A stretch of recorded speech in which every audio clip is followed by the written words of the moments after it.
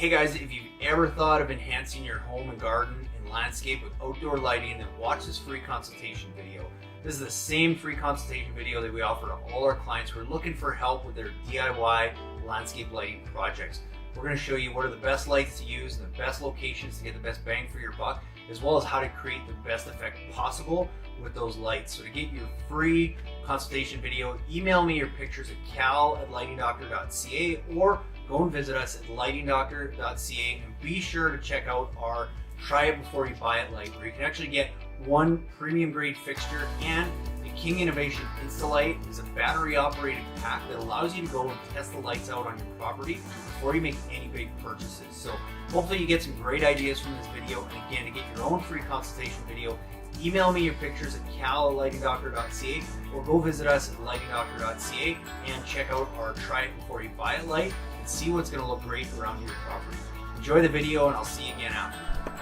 Hey Nick, thanks for the pictures. Gives me a pretty good idea.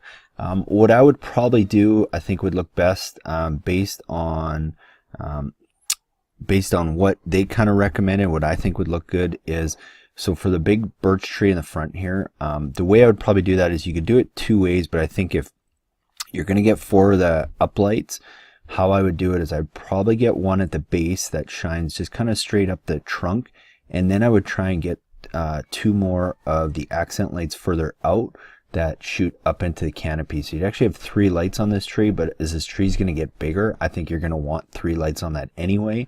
And because they do kind of have a unique trunk and bark, I think it's going to look really good to feature that. And because it's a white bark too, it really stands out.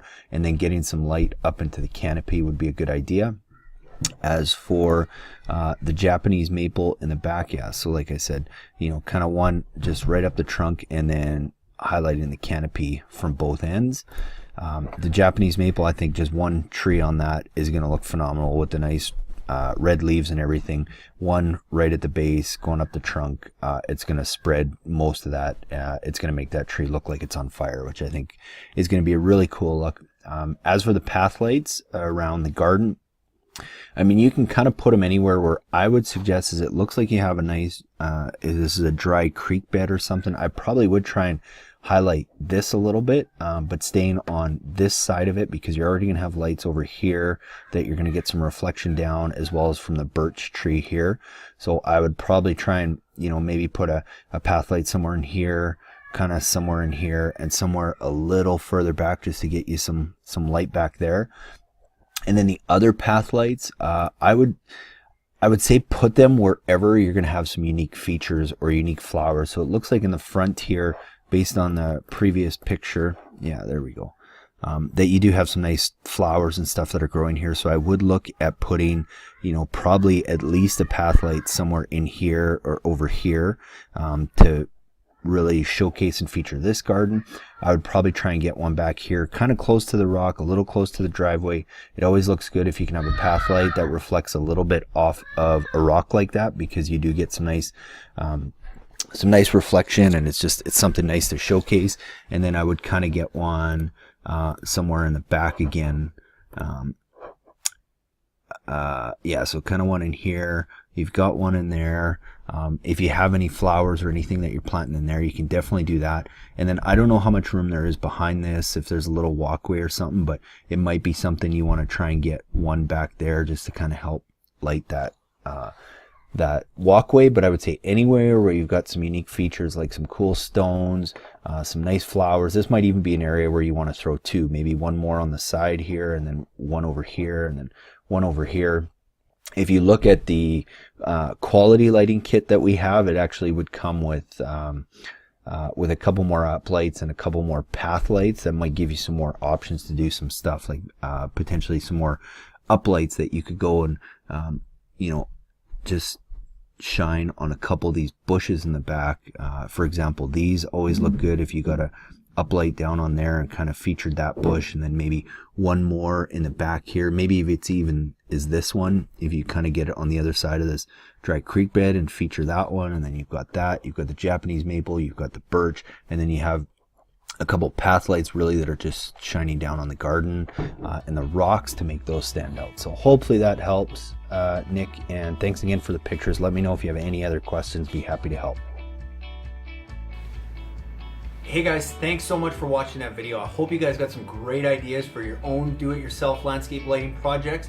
If you want your own free consultation video, like I said before, email me your pictures at cal@lightingdoctor.ca or go and visit us at lightingdoctor.ca, and be sure to check out our try it before you buy it light, again, where you can get one premium grade fixture and a King Innovation Instalight battery operated demo kit that you can go and test those lights out on your property before you make any big purchases.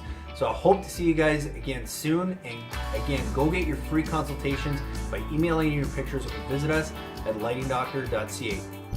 Hey guys, it's Cal from the Lighting Doctor here, going to shoot this really quick video how to easily install low voltage landscape lighting. So the first step is to start with our lights. I strongly recommend going with LED, and what we do to help keep the cost down is we buy good quality halogen fixtures and simply replace them with drop-in LED bulbs.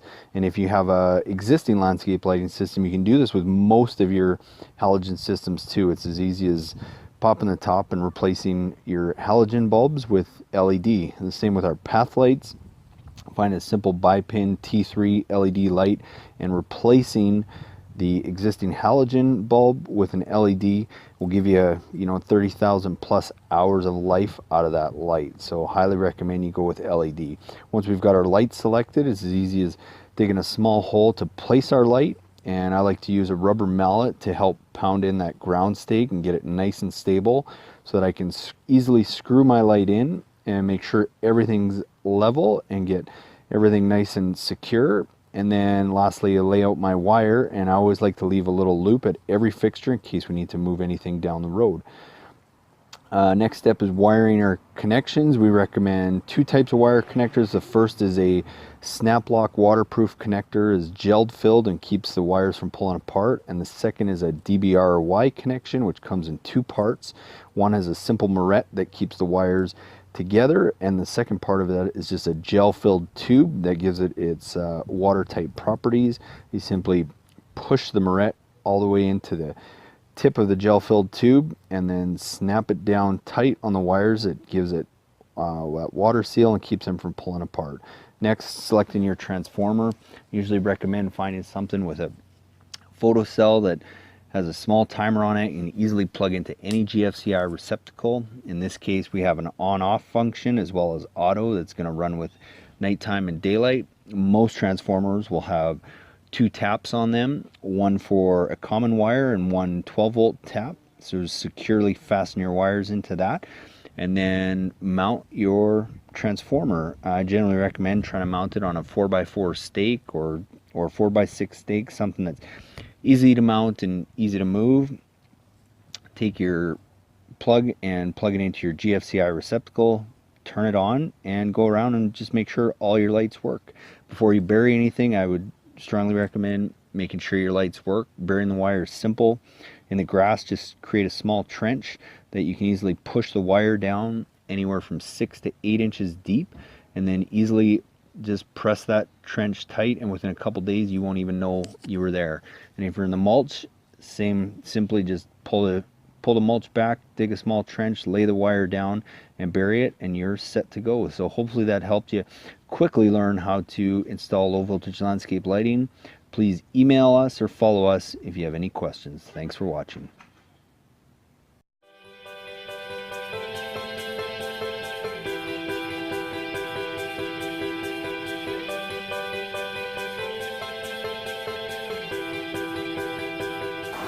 Just want to explain a little bit about the transformers. So basically the brains of your system. After you've placed your lights and you know what kind of lights you're going to use, the next step is determining what size transformer you're going to use.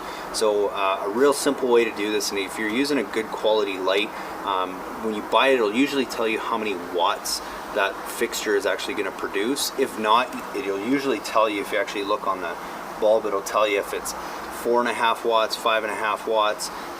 Typically for LED, that's about as big as you're going to get, but on the box it should say how many watts if you're buying a good quality fixture. So, you know, on this project we've got 10 lights. Each of these lights uses approximately 4.5 watts. So 10 times 4.5 is 45 watts. So we want to size our transformer just slightly bigger than that. The better quality light that you have, the less you got to oversize your transformer. If you're using a really cheap light or a low quality light, you probably want to give yourself a little bit more room because the light's going to actually use more power than that might actually say.